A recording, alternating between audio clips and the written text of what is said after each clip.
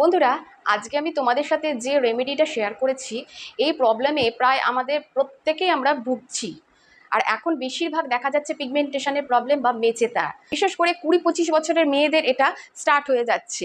25 বছরের পর থেকে তো আরো বেশি করে দেখা দিচ্ছে, আর 30 বছরের ঊর্ধ্বে যারা আছে বা প্রেগনেন্সির পর থেকে এই মেচেতার সমস্যায় কিন্তু প্রায় প্রত্যেকেই ভুগছি। তো আজকে আমি একটা ছোট্ট রেমেডি রেডি করেছি, এটা পরপর 7 দিন তোমরা ইউজ করবে। পরপর 7 দিন ইউজ করলে তোমরা দেখবে এর ভিজিবল রেজাল্ট তোমাদের স্কিনে দেখা দেবেই।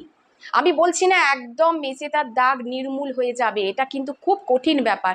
নির্মূল হতে গেলে অনেক টাইম লাগে। এই মেচেতা যেটা পড়েছে বা পিগমেন্টেশন, সেটা কিন্তু একদিনে তোমাদের স্কিনে হয়নি, এটা কিন্তু দিনের পর দিন স্কিন ক্ষতি হতে হতে এটা দেখা দিয়েছে। তাই ভালো হতেও ততটাই সময় নেবে।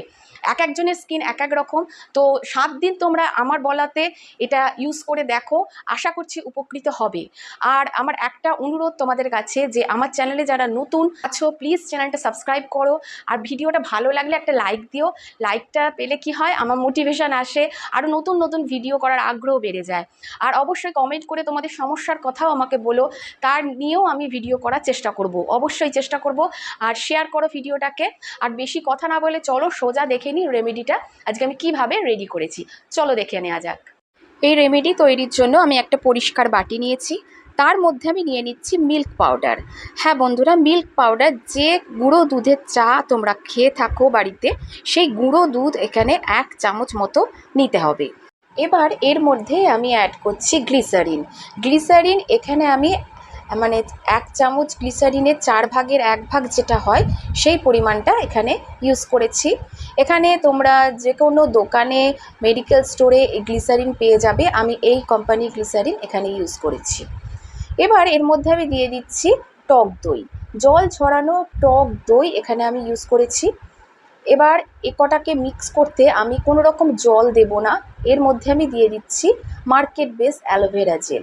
ফ্রেশ অ্যালোভেরা জেল এখানে ইউজ করা যেতে পারে, কিন্তু অনেকেরই স্কিনে অ্যালার্জি হতে পারে, ইনফেকশান হয়ে যায়, তাই মার্কেট বেস অ্যালোভেরা জেলটা ইউজ করাই ভালো। প্রত্যেকটাকে খুব ভালো করে মিক্স করে নেবে।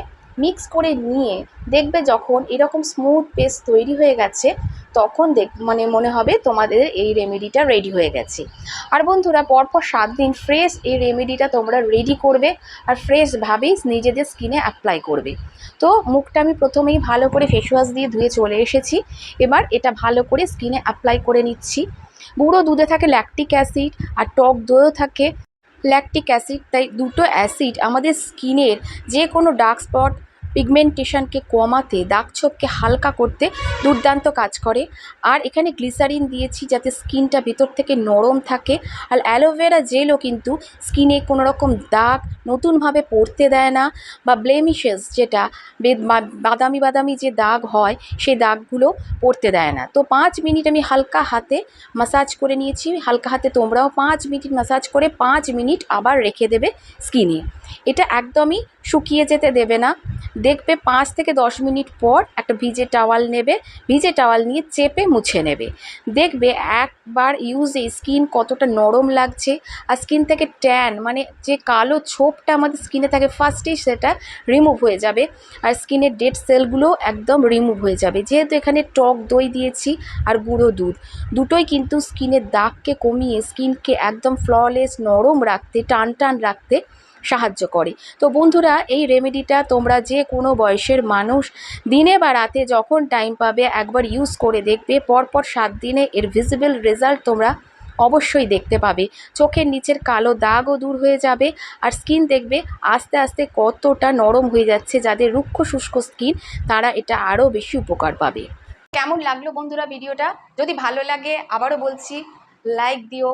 চ্যানেলে যারা নতুন প্লিজ চ্যানেলটা সাবস্ক্রাইব করো, শেয়ার করো ভিডিওটাকে। আর তোমাদের জানার যদি কিছু থাকে কমেন্ট করে আমাকে জানাও, আমি তার উত্তর দেব। আর নতুন যদি কোনো তোমাদের সমস্যা সমাধানের জন্য উত্তর খুঁজছো সেটাও আমাকে বলো, সেটা নিয়েও আমি ভিডিও করব। তো আজকে এই পর্যন্ত, আবার নতুন ভিডিও নিয়ে ছোট ছোট বিউটি টিপস নিয়ে হাজির হয়ে যাব তোমাদের সামনে। Till then, tata.